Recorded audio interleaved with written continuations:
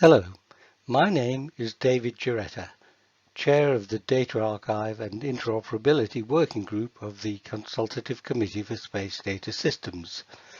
CCSDS is the working arm of ISO TC20SC13, but our members include people from many backgrounds, not restricted to space, for example, libraries and archives of many sorts. The documents produced by the working group become ISO standards after both CCSDS and ISO extensive reviews.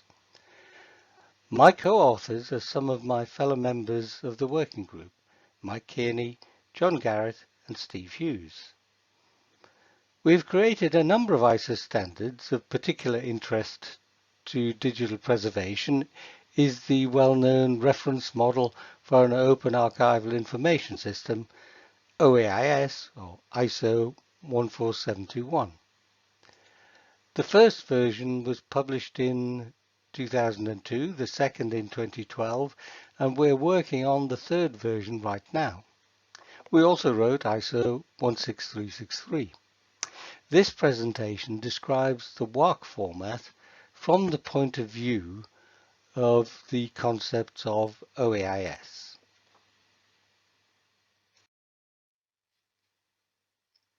This talk first describes the concepts of OAIS. Now, although OAIS is often referenced by those working in digital preservation, many people have missed some of the main ideas of OAIS, so a number of slides are devoted to explaining them.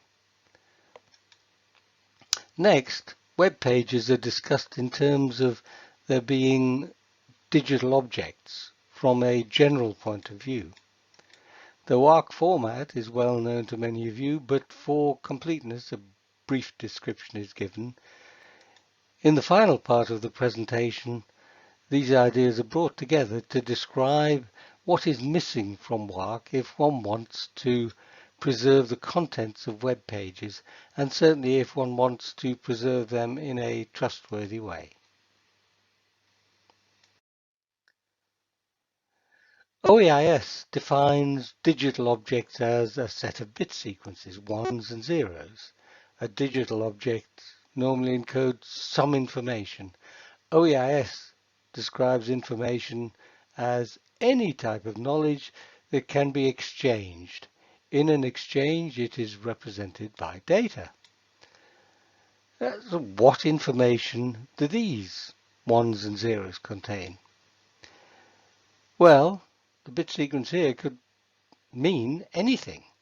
It is certainly not a Word file or PDF, but there may be a code book which tells me that when I see this bit sequence, it means, for example, launch the rocket, or go to my office and take out the document on the top shelf, or it may be used by some software on my computer to draw a line on the screen, or anything else. Right now, there are many cases where we have software, such as web browsers, which have built-in codes which recognize these patterns and what the appropriate responses are. Alternatively, we may be taught as part of our education what the bit sequences represents. Or we could just ask somebody, perhaps the person who created the bit sequence. We all know that these may not be available in the future because software, hardware, what is common knowledge and who is alive will all change.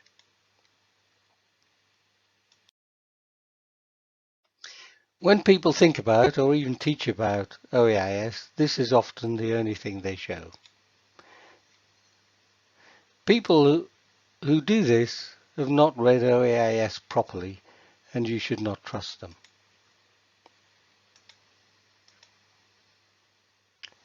Actually, OAIS conformance is defined in terms of adherence to the OAIS information model and also the OAIS mandatory responsibilities. For this talk, I need to look at the information model. The basic OAIS information model shows that a data object could be either a physical object, such as a piece of paper, or a digital object. By itself, a data object could mean anything. What we need is something that is understandable, usable, what OAIS calls an information object. In order to get from a data object to an information object, one must add representation information. In the case of objects such as PDF files and web pages, for example, right now we have readily available representation information in the form of software such as Adobe PDF readers or web browsers such as Firefox. These will display characters and images on a screen which it is normally assumed a reader will be able to understand.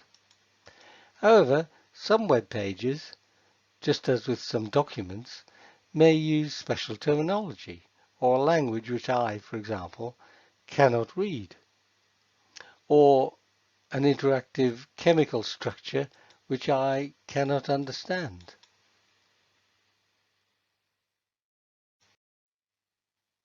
OAIS identifies some important categories of representation information.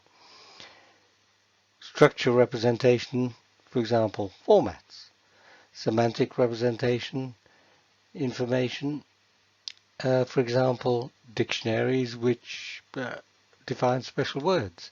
Other representation information, a catch-all for anything else that a user may need to understand the data object, including software. Another useful concept introduced by OAIS is that of information packaging. The diagram is a little different from that in the current version of OAIS. Instead, this shows the more general diagram which is in the updated version of OAIS, which is undergoing review right now. The point is that one needs to package together the the point is that one needs to package things together. The packaging information tells us how to unpack the bits that we receive. For example, if a zip file has a manifest in it which lists and explains what all the other files are, the packaging information will tell us that it is a zip file, and which, when unzipped, will reveal a manifest file which lists the other files. The package is described by a package description. The Archival Information Package is a logical package that brings together everything needed to preserve the content information. The term logical package means that this does not require everything to be in a single file, such as a zip file. Instead, it could be a collection of pointers to many separate objects. This identifies that one needs a data object, representation information. The question of how much representation information is needed. The answer that OAIS provides is that the archive defines a designated community which the archive guarantees to be able to understand the information. There's also provenance. How much provenance? The answer is enough so that one may make a judgment about the degree of authenticity of the object. And there's context, reference, fixity, access rights.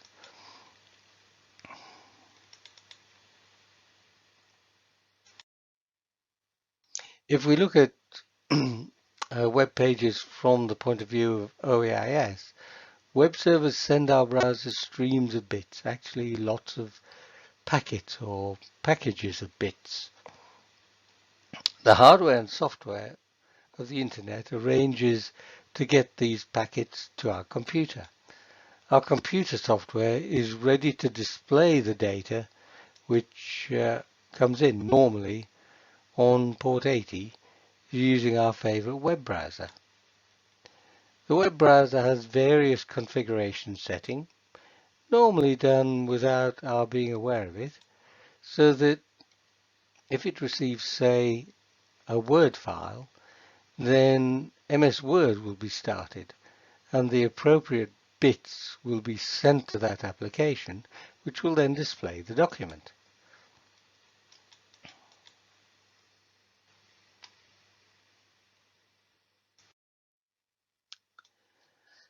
But HTML has changed over the years.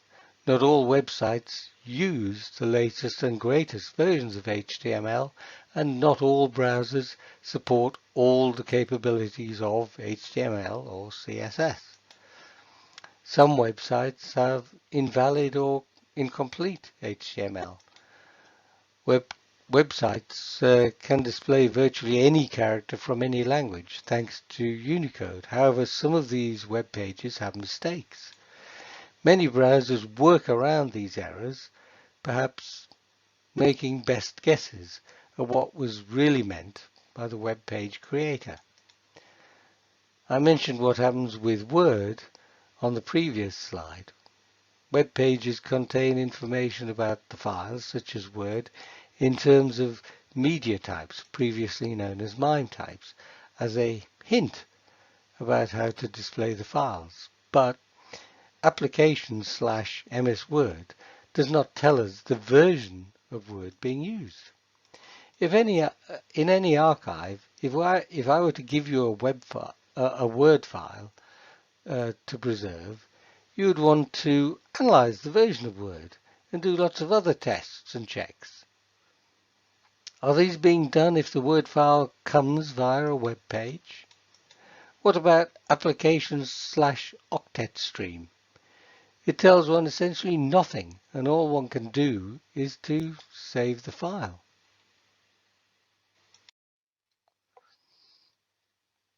WARC is an ISO standard.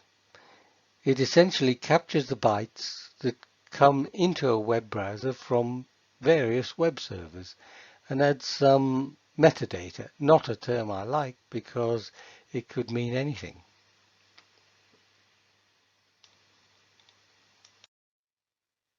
Here's an example of an uncompressed WARC file. And it's continued. No need to be able to read the details. Not all browsers implement every aspect of CSS. What do these things mean? Keywords are present but are not defined, although we might guess at the sum. Does the European Union referred to here include the UK? What does OG : mean?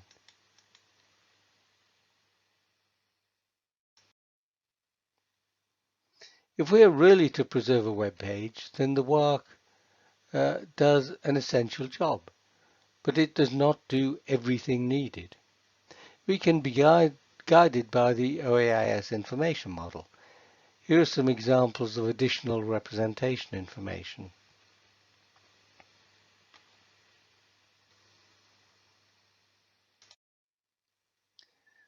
We know what is needed to preserve digitally encoded information, namely the things in an AIP. This slide lists the components of an AIP and compares them to what is in a WARC file. One can see that a lot is missing.